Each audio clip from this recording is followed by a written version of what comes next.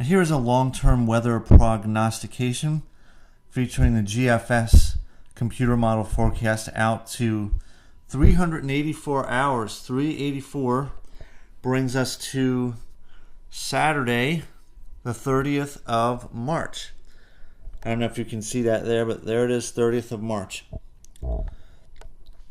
So starting with today, which is March the 14th, 7:42 p.m., we're just going to look at this pane right here on the right. This left side is vorticity, right side is heights, and pressure, low pressure, high pressure, and such. And then down here we have the 850 temperatures and we have precipitation. But I'm just going to look at this pane on the right-hand side. What I want to show you is the omega blocking pattern that has been in place for some time now, probably at least the past month to month and a half. This is it right here. That's a high pressure center that is parked over Greenland. The warm air is over Greenland and Iceland right now, and the jet stream is forming the Greek letter omega, with the lower parts of the omega, one being over Europe where it is freezing cold and snowing like crazy, and there's just a huge accident the other day on the Autobahn. I think it was 50 or 60 car pileup due to all the heavy snow. And then the other side of the omega block is right here over the eastern United States, right over Virginia, pretty much most areas east of the Mississippi. And then the warm area, the upper part of the omega, is right here over Greenland. This is staying parked right through the 384 hours. As I advance this computer model forward, we can see exactly what's going on there. That high is staying put. Weather systems are progressing through our area, but overall, temperatures through this period, due to the omega block and this persistent trough, temperatures right through the end of March are going to average below normal to much below normal.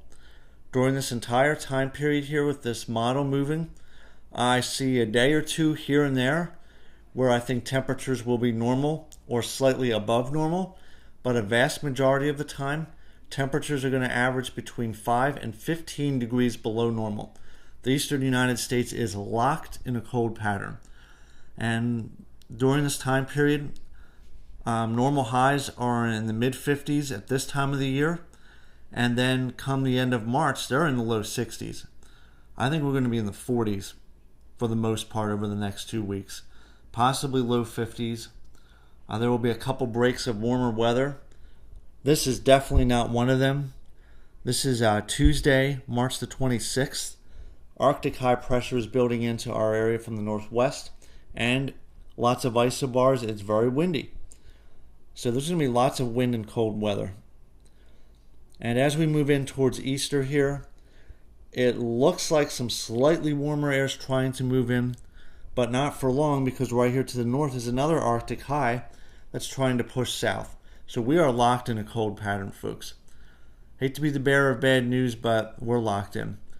The only opportunities for warmer weather that I see are the 15th, which is tomorrow, Friday, and the 16th, Saturday, when we'll be in the 50s. And after that, we're in the clouds, rain, and snow, highs in the 40s, lows in the 30s. And then eventually, by the very end of next week, Friday the 22nd, Saturday the 23rd, it looks like it's one of those bursts of warmer weather. Maybe next weekend will be a little bit warmer before the cold really returns again. There's the cold returning again right there by the 24th, by Sunday evening. So that's the long-term prognostication. This is definitely subject to change. But right now, with this high pressure parked over Greenland, which it's showing right there on the 24th, we are locked in a cold pattern. So March, cold. I think the pattern may begin to break by the middle part of April. That's about the best that we can do at this point, maybe breaking in a couple weeks. These omega block patterns have become a lot more common lately in the past several years, and this is due to climate change. One aspect of the climate change that has been going on over the northern hemisphere is the fact that the jet stream and temperature patterns are shifting, and this omega block that wasn't so prevalent, let's say 10 years ago, well, it's now becoming more prevalent.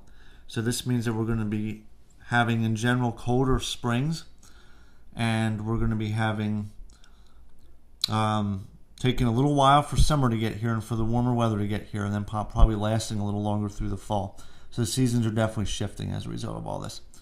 All right, well, that's everything.